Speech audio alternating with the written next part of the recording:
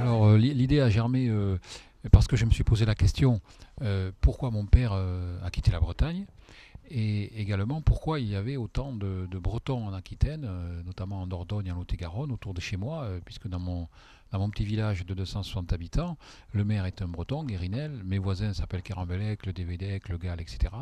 Donc je voulais essayer de comprendre pourquoi, à un moment donné, il y avait eu cette migration bretonne vers le sud-ouest. Les deux, puisque ce sont des petites histoires dans la grande histoire, une grande histoire qui tourne autour de la crise des fermes de 1921, qui est malheureusement qui fait partie de l'histoire bretonne et qui est un petit peu passée dans la trappe de l'histoire, puisque aussi bien en Bretagne qu'en Aquitaine, très peu de gens ont connaissance de cette crise qui pourtant était une crise sociale majeure puisque des milliers de paysans se sont retrouvés du jour au lendemain sans terre et sans toit. Alors en 1921, alors il faut revenir un petit peu en arrière pour comprendre cette crise de 1921. Puisque le 5 août 1914, les députés français votent une loi qu'on appelle improprement d'ailleurs la loi sur le moratorium et qui est destinée à proroger les baux de fermage jusqu'à la fin des hostilités. Donc cette loi, au départ, est une loi qui est faite dans un bon état d'esprit, dans un bon sens, puisqu'elle est faite pour protéger les femmes des agriculteurs dont les maris, les pères ou les fils sont partis à la guerre et qui se retrouvent seuls à travailler la terre. Et là, des propriétaires peu scrupuleux pourraient ne pas renouveler les baux de fermage. Et donc les députés, pour protéger ces paysans, leur permettent de proroger les baux jusqu'à 1921, c'est-à-dire jusqu'au 29 septembre 1921, qui est traditionnellement en Bretagne, la Saint-Michel, la date à laquelle on renouvelle les baux. Et malheureusement, le 29 septembre 1921, eh bien, il y a 8 années de baux à renouveler. En plus, la terre a pris à ce moment-là, pendant la guerre de 14-18, une valeur intéressante. Ça devient une valeur refuge parce qu'elle a nourri les Français. Donc des gens qui ne sont pas a priori des paysans, sont des commerçants ou des investisseurs qui ne sont pas originaires de la terre, investissent dans la terre parce qu'elle devient une valeur refuge. Ils spéculent sur cette terre. À ce moment-là, il faut agrandir les exploitations puisqu'elles sont vraiment trop petites. Il y a aussi une mécanisation naissante.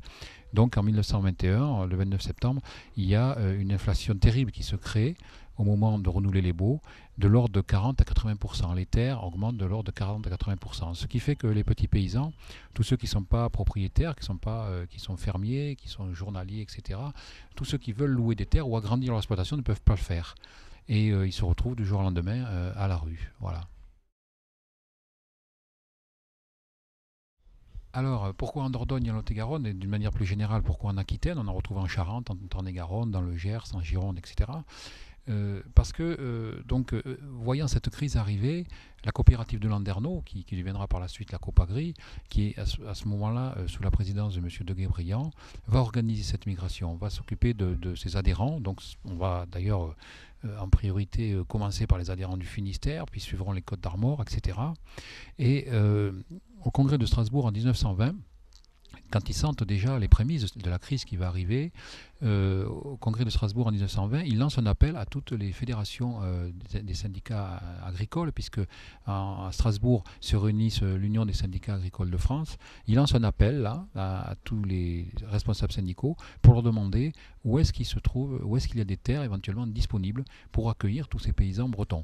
Il se trouve que la Bretagne, pour différentes raisons, la Dordogne, pour différentes raisons, a une démographie particulièrement en baisse et beaucoup de fermes sont à l'abandon, beaucoup de terres sont en friche et la Dordogne, pardon, est effectivement le premier département à répondre à l'appel du Congrès de Strasbourg. Suivront bien sûr le Lot-et-Garonne, Tarn-et-Garonne, etc. Je dirais dans la foulée.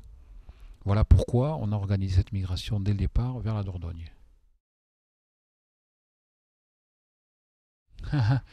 Alors, je suis breton évidemment par mes origines du côté de mon père.